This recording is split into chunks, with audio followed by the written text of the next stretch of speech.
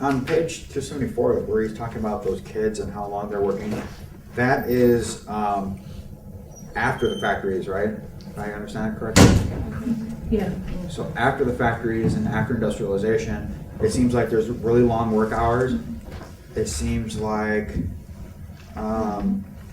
the class conflict between the proletariat and the bourgeoisie is increasing. Beforehand, there's this division of labor between the specialist and the commoner, and then after modern industry, everybody, even the specialist, becomes a commoner, and then the really successful people are the ones who run these factories or create the factories, and that's the more monstrous version of the.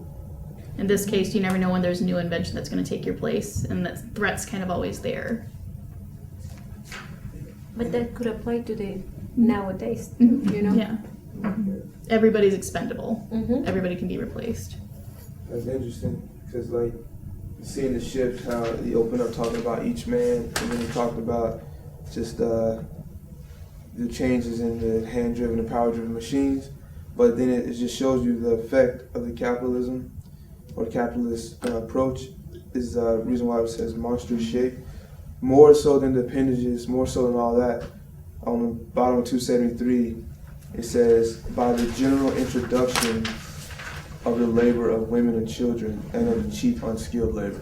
I think that was the worst effect right there, more than men becoming appendages. But just now, everyone, you have a lot more people working as slaves, and then they're stripped, like you just read, of the things that they needed to create their task, or that I think the word you said was subsistence.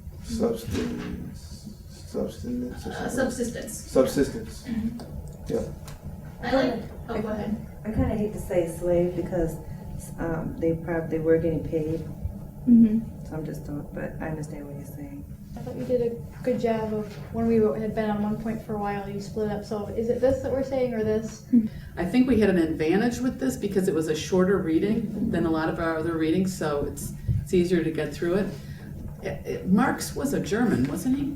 Yes. And I wondered whether that was why he had these long sentences, because they're so famous for that, and he maybe thought like that.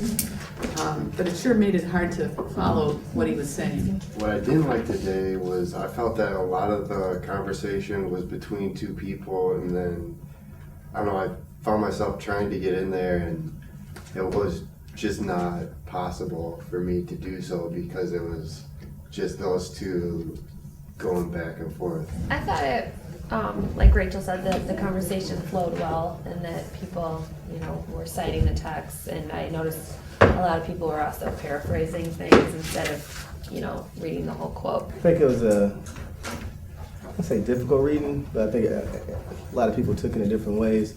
I guess I like we brought up the point, how did we get to this point, or figuring out, do we believe this is better or worse? That's something I hadn't looked at